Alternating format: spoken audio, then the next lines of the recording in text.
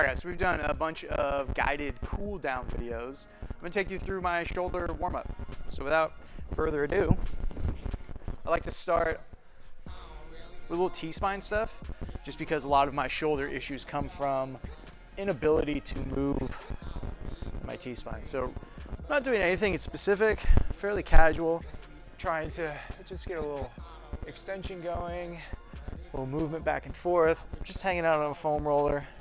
Trying to be somewhat intentional, just find any stiffness that I've got going on, but not doing anything like super specific or getting painful. Just a little bit of blood flow moving around.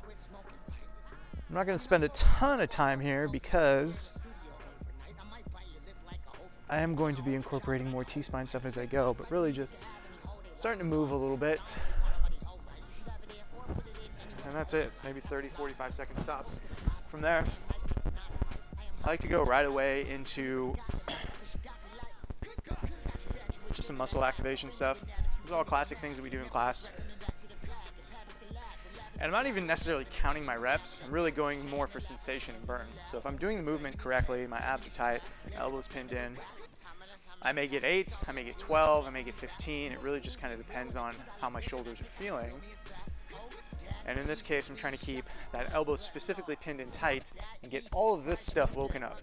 So if I'm out here, not a whole lot of benefit if I'm trying to talk about something else, but that's not what I'm going for right now. And so I can start to feel that burn creep in. I don't know how many I did. I don't find it to be super duper important. Set my shoulders back, and once again, rotating my fist around. Again, the sensation I'm looking for is just a little bit of burn. And I like to do this right away as opposed to stretching, because if I have that kind of like stiff, creaky feeling, I feel like I don't really get much of a stretch going anyway. And this helps. Like, I'm already sweating a little bit. It's a decently hot day. I go back to the other side, just get one more pass. That helps, I feel like, dial in any stretching that I need to do. So as I go,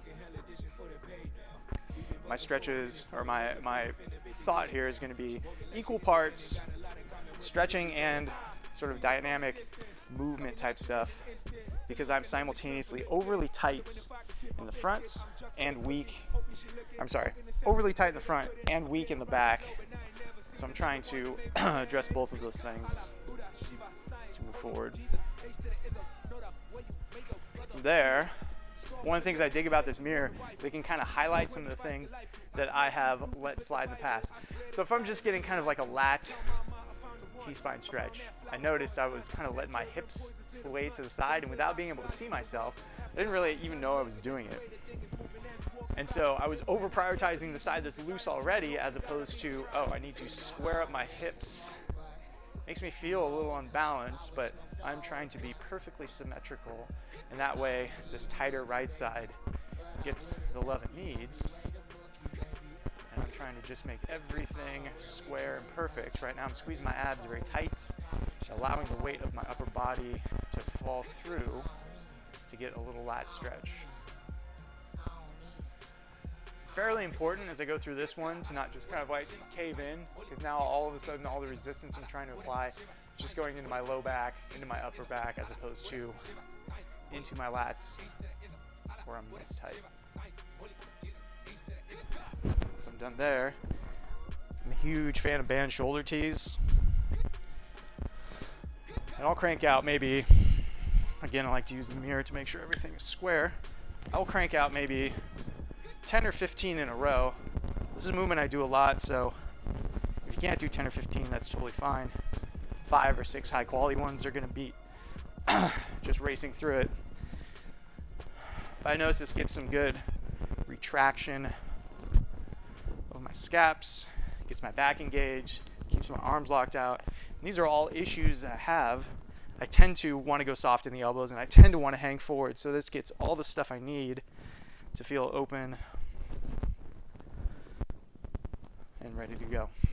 From there, probably pick up a PVC pipe, get decently wide.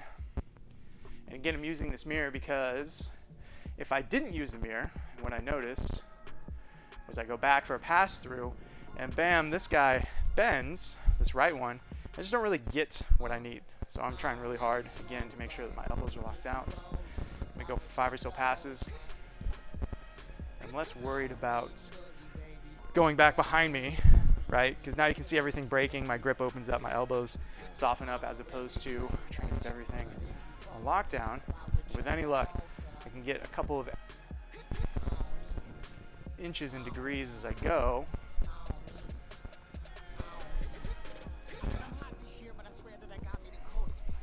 Awesome. From there, a couple of Jefferson curls. Don't need much, just a PVC pipe.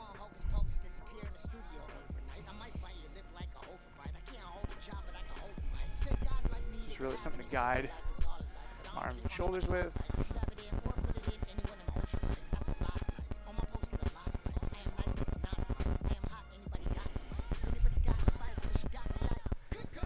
So technically this might be a posterior chain stretch or movement, except for the fact that my shoulders and scaps get a ton of benefit, especially in this bottom position, as I roll through and get all of that stuff going. So I'm already sweating. I've only done maybe 4 or 5 minutes of stuff. We can do a couple more things. I like to get in some dead hangs as well. I tend to go narrow. I would go supinated with my hands facing me, except for my hand can't really tolerate that right now. So I'm gonna go narrow. Just let my head dangle through a little bit. Pointing my toes I find is helpful, because if I'm just kind of here, again, it's a path of least resistance. I can feel this in my low back.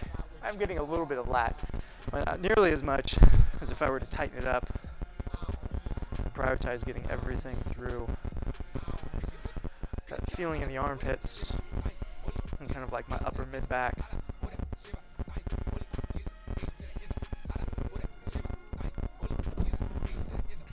From there, I find a big issue in my shoulder mobility is my ability to fully extend. So I get into these funky places where I'm kind of like soft and I can't really find a good lockout. So I'll hit a piece of my triceps on this as well. This I'm going somewhere between 5 and 10 passes, just trying to find whatever's tight, whatever feels kind of stiff and bumpy. And I am driving my elbow forward and curling my bicep as this bar rolls across my tricep.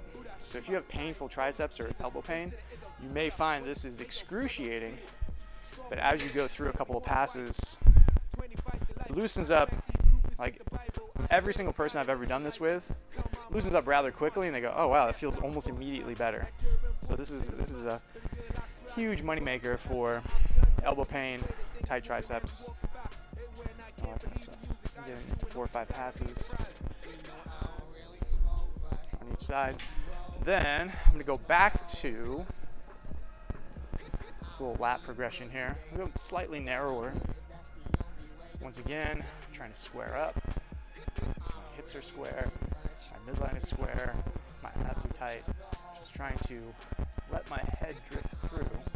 I'm fairly tight upstairs, so you can see my head isn't really actually going anywhere. My goal is to slowly let my chest fall forward as my abs are tight.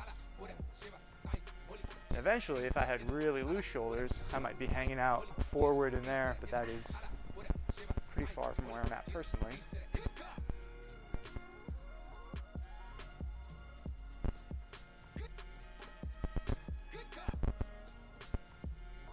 And back to the band. So again, I'm not necessarily trying to get loose per se, just trying to get into a place where my body functions at its best. So for me, that's a combination of waking stuff up, and already I can feel my elbows are having an easier time going through that full range of motion while staying extended. And this feels sometimes creaky when I first get started. It feels nice and fluid and easy. I'm not having any trouble getting behind me, staying locked out.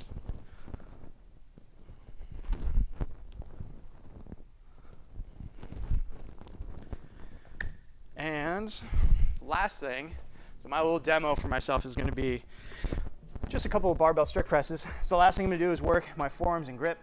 So make a nice wide handprint on the ground. I'm going to lead forward into it and then try and tuck my biceps back behind me.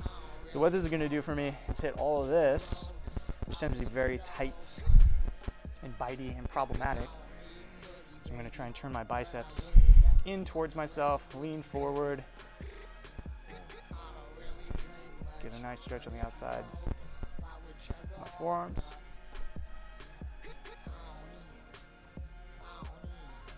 I like the floor activities because they can be very passive. I don't really have to like necessarily do anything.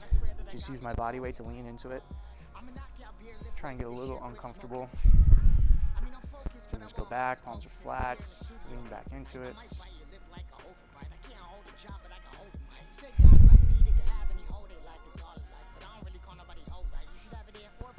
Final one is going to be levering my elbows down. I'm going to try and reach up my own back, I should say down my back. Tight abs. I'm trying to let my chest fall to the ground. I'm trying to imagine my scaps, so my hands are sort of where my scaps are, peeling away and up my shoulders so I can get a good overhead position.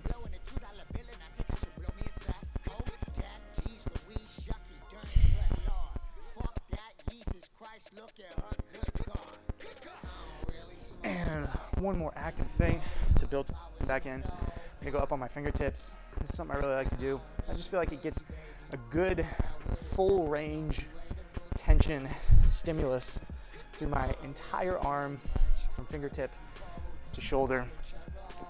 So if you're in my warm-ups in class, we do this every once in a while. If you can't do this, you can just hang out in the plank, that's fine. Because again, I'm not trying to necessarily get loosey-goosey, I'm trying to get primed and ready. So let's see how everything feels and do a couple of strict presses.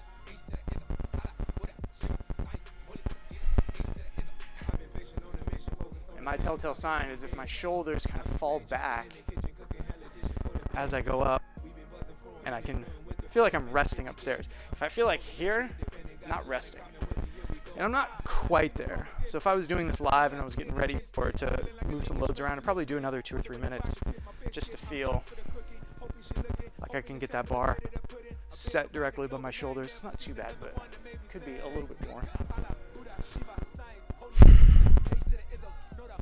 Again, just trying to identify good positions, make sure everything's dialed in, I'm locked out, my abs are tight, my butt is tight, and I'm ready to rock and roll. So that was how many minutes? 13 minutes. Okay, that was longer than I thought it was, but I'm sweating like crazy. I'm feeling pretty warm, loose, and ready to go. Has all the tools that we normally use on a day-to-day basis, and that is how I go through my shoulder warm-up. Thanks for watching.